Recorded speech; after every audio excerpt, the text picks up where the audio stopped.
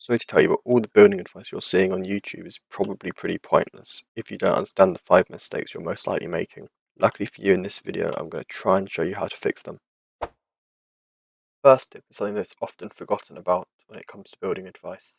Often videos will tell builders to improve their shape and texture, but the end product still feels like a Minecraft house, and often styles have not progressed since a decade ago. Simple answer to this is your build's lack of style. If you Google Minecraft survival house, most of the images look pretty much identical. This in mind, when it comes to designing a new house, look at a variety of build styles. Some examples may be modern, rustic, or futuristic. If you're looking for something more niche, there are other examples like Victorian, Norse, or even cyberpunk. Choosing a style to build around is a great way to get more detailed inspiration. Another mistake, often made by less experienced builders, is that you're afraid to attempt to use more difficult and advanced techniques. Whilst trying to use more advanced skills can often make the end product look messy, this sort of practice eventually builds up necessary skills to improve and gain confidence. An example of a challenging technique is trying to build on diagonals. Whilst this can be difficult even for experienced builders, a skill that when mastered can be utilised to increase depth and realism. Diagonal building is actually a lot more simple than it looks. The main things to consider are using a one block centre in your builds, and while building, consider what the roof will be like, as roofs on a diagonal build often are quite tricky to make.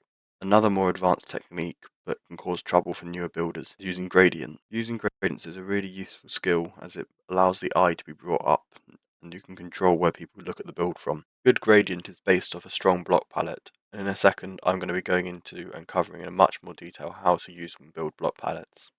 A lot of builders don't really understand how to use block palettes. When they look for stone textures, they just look for literal stone in Minecraft. However, when building a wall out of stone, you want to be trying to use a variety of blocks, thinking of blocks like paint on your palette, and looking at the textures and colours instead of the practical use in game. For example, using dead coral and concrete in a stone wall creates a much more in-depth texture and opens up a huge variety of blocks. By expanding the number of blocks available to you, it also opens up huge opportunities for the range of blocks to be able to make gradients, allowing the gradients to appear much more smooth.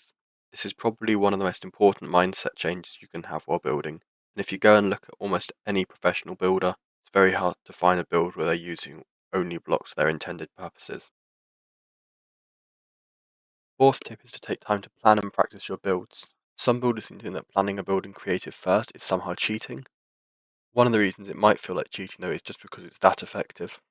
When building in creative, you get to work at your own pace, look from a variety of perspectives, and make as many mistakes as you like. Most good builders will test the building creative before building it in their world, as no matter how good of a plan you may have, it's not easy to build it in survival without taking time to plan.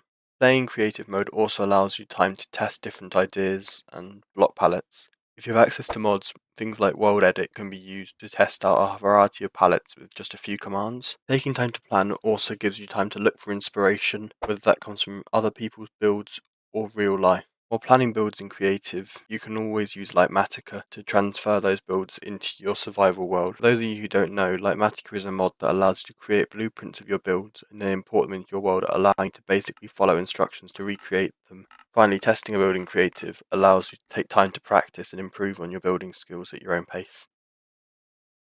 The fifth and final tip, probably the least talked about, however I feel it may well be the icing on the cake that brings your builds to a much higher standard. The idea is essentially to think of the characters and stories that take place in the world while you're building. So for example, the footage in the background, this house may well be owned by a blacksmith. He might also not be a particularly good gardener, hence got dead plants in the garden and a forge outside. By approaching the builds like this, you can focus on creating life in the world. This can be as simple as imagining a person who may live or work in the building, or it could be as complex as coming up with a detailed backstory. The main thing is to have fun with this and not take your world building too seriously. By working in the occasional bits of lore and character, it adds massive amounts of believability and drastically improves your builds. If you want to learn more about this in greater detail, I've got a full video on the channel that will be linked on the end screen.